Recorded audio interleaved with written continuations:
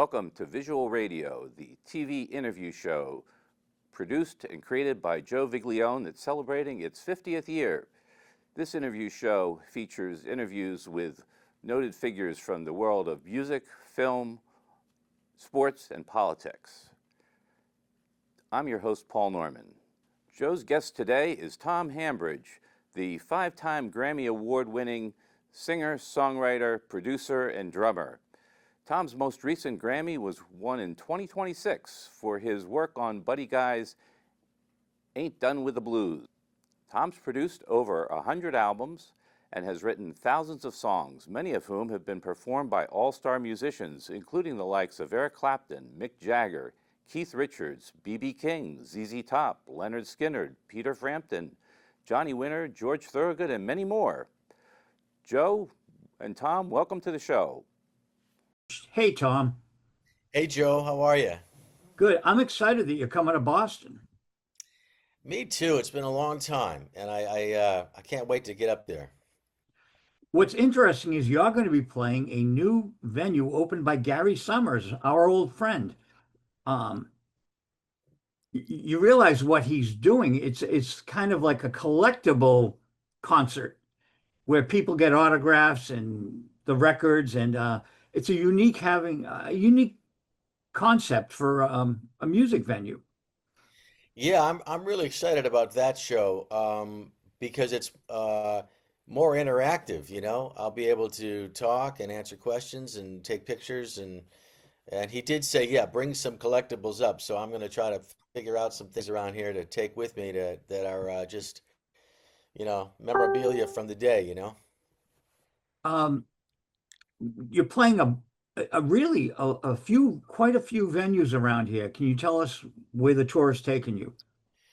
Well, yes, when we get up there, I'm actually heading out to New Jersey tomorrow to do some dates, but when we get up there, we're doing the Fallout Shelter in Norwood, Mass, and that is a Friday night. I'm really excited about that place. Let me just look here. Friday night, June 26th, and I've just heard so many great things about that venue, so I can't wait to play there with my band, the Rattlesnakes, and then the next night we're in Manchester, New Hampshire, at a new venue, and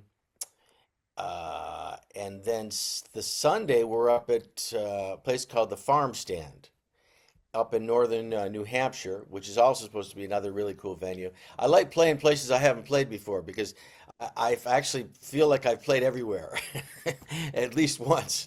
And these places are new, and that's exciting to me, as you know, as a performer. Like I love hearing about new places, and so I'm excited to get up to New England and then the 30th is the show at Wex. Rex in Hudson. In Hudson, Mass. yeah, and that's going to be really cool. And that's the one you talked about because that's a Tuesday night, and I can't wait to just you know I'm going to get to maybe talk about a lot of the stuff I've done and some of the songs I've written for different people and some of the journeys I've been on and hang out with the folks. Will it be like a Storytellers Peter Asher or Jimmy Webb on tour talking about their career? Yeah, that's where it's set up. Like, I'm going to be able to play some songs and maybe discuss how this song got to Eric Clapton, or what was it like when I recorded it with Mick Jagger. You know, some crazy stories because even I can't, you know, sometimes process all that stuff. But it happened, you know, and I never dreamed a lot of the stuff would happen, but it did. So I can explain how, you know, some of the dots got connected, and then play maybe a song and explain how I wrote it. Peter Asher did the Regent last May 18th last year, 2025, and brought the house down. It was packed, and you know, Linda Ronstadt songs, James Taylor, and his story is unique, where he lived with Paul McCartney. I know his sister, right, was Paul's girlfriend, Jane Jane Asher, Asher. right? The actress. I mean, yeah, I mean, wow, They wrote "For Me to You" in the basement, John and Paul, on the unbelievable. mother's piano. And she, I guess, taught George Martin whatever instrument she played. Pretty amazing. Wow, wow, Yeah. Who yeah. was in your band? Well, I've got some pretty legendary New England guys. I've got Sal Baglio, who's the guitar player for the Stompers, and Jimmy Scopa, who played with me with my band TH and the Wreckage for 100 years in Boston, and Dave Fox on drums, Sven Larson on bass.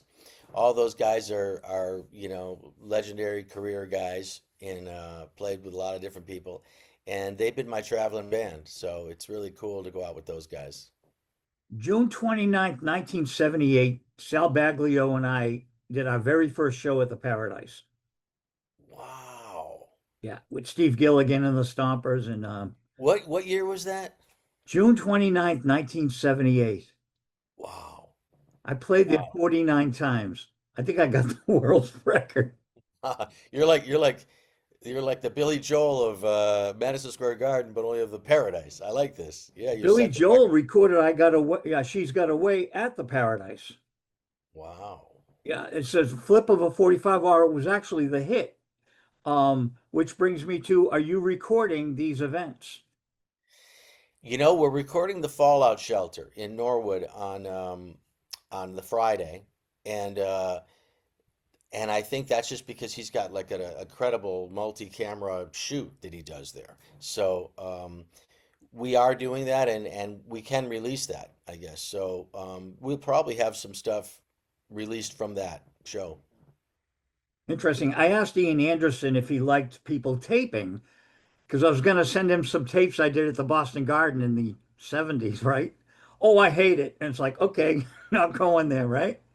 So I'm at the show that night at the Harbor thing on the, Harbor right Lights? near Anthony's Pier 4, Yeah, Harbor Pavilion, whatever it was. yeah, He goes into Aqualung, 200 phones go up in the air. And I'm going, oh, Ian's worst nightmare. yeah. But to me, everyone's got a cell phone, so recording these events can, and Tom Hambridge at the Rex, 200 years from now, what will Right, AI do to the concert, right? right, Will we right. have holograms of the artist? Who knows? Yeah, yeah. Yeah, no, it's amazing, and because I do that when I just the other night I was late at night and I finished recording and I thought, man, I want to look up some things, and I watched some old Todd Rundgren footage, and I said, geez, did Delamitri, when did they play last? And I try to find and I was able to find like crazy things, from Albert's Hall in London in 70, whatever, like you're talking about Jethro Tull or Ian Anderson. Yeah, it's because I've looked up Jethro Tull just to watch them play Madison Square Garden with the lights on, on the as a Brick tour, just to catch a little bit. Yeah, so it's going to be wild. I think some people, probably Ian is the same where you don't always get the best looking.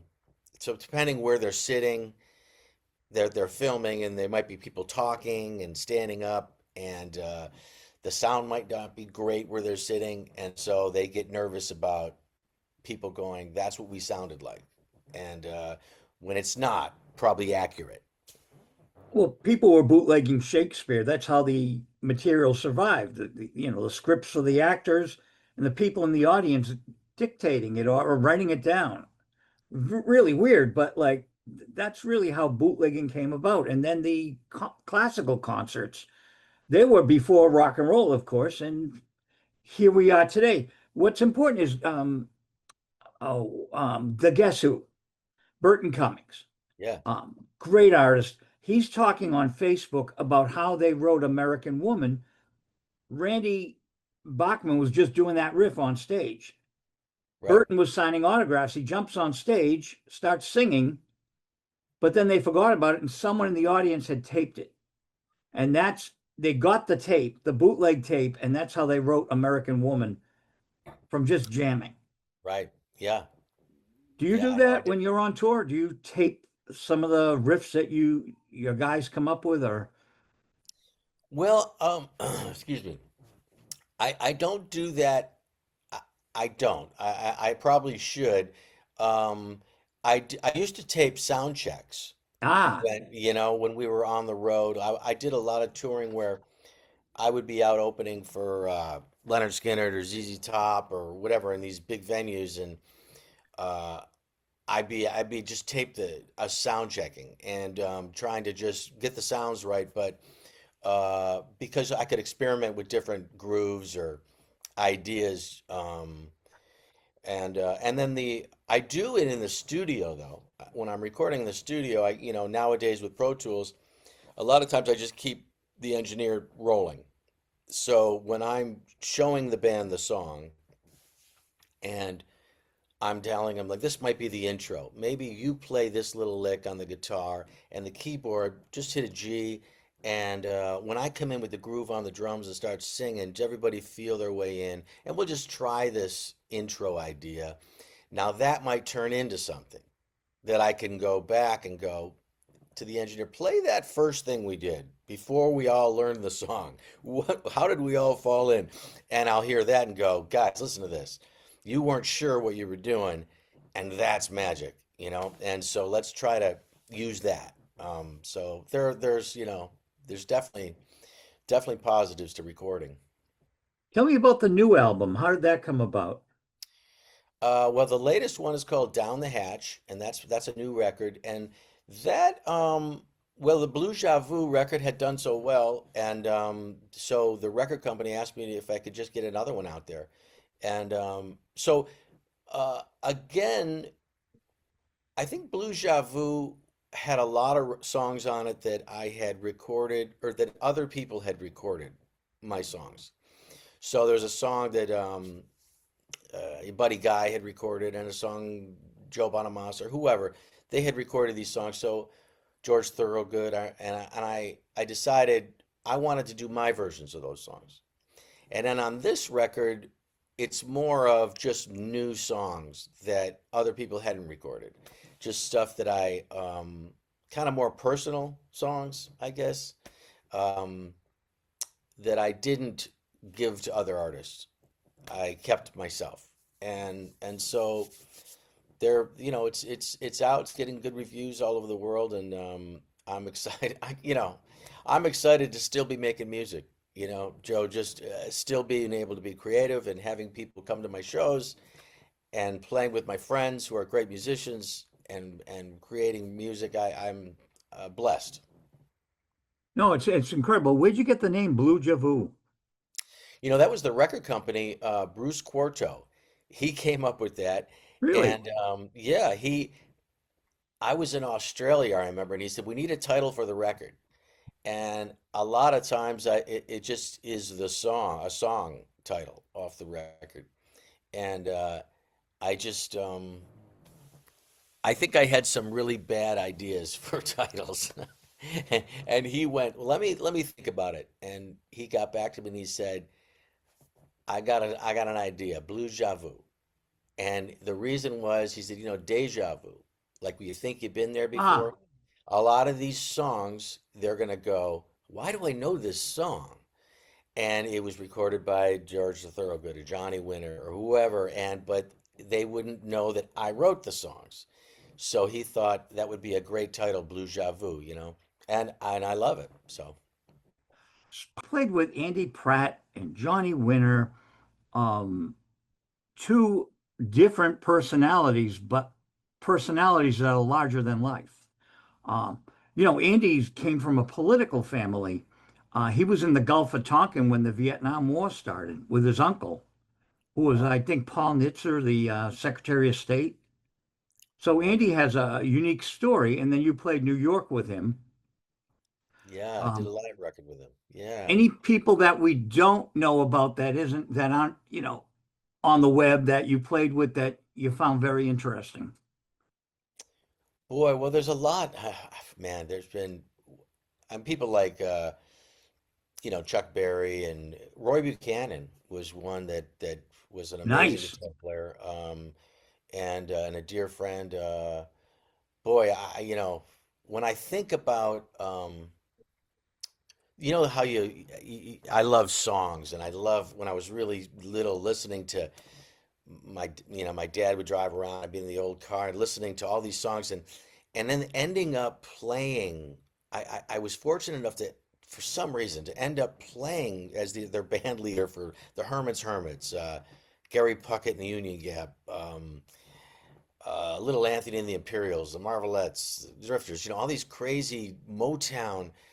And I remember Peter Noon saying to me, "How come, you know these songs, and you weren't around, you're young." And I said, "My older sister had your greatest hit record, and I was 5 years old, and she would play it, and I would play. I had a drum set, and I would play to it, and I would sing all the harmonies, and because I was singing all the parts, on stage with them." And he said, "I don't get it." Same with the Rascals. When I met Felix Cavallari, I was honored to produce a record for him, and he said, "Would you want to come out and play some dates with the Rascals?" And I said, "That would be a dream come true. Are you kidding me?" And he goes, "Well, my drummer, blah, blah, blah, come on out. We'll do a run through the Northeast or wherever, New York." And playing those songs, Lonely Too Long and What Is the Reason for Falling, I knew all the drum parts that Dino played because I just played. That's how I learned to play drums, just playing these songs. And it wasn't songs of my contemporaries like Aerosmith or, the bands when I was in my teenager years. It was when I was younger. I played all those songs. And so a lot of those bands like Felix Cavallari, people like that, I pinch myself when I think of the guys that kind of invented this stuff that we're doing. Bo Diddley. I got to play with Bo Diddley and whatever, a lot. I can't think right now, but just so many that I've been blessed to play with that I think like Johnny Winter and Andy Pratt. I didn't know. I mean, Andy Pratt was kind of ahead of me in Boston. He was older. His record had kind of peaked before I knew of him. But I knew of him. I knew of him as this legendary guy, but I didn't see him perform or anything like that. So when I met him, I actually met him in Nashville.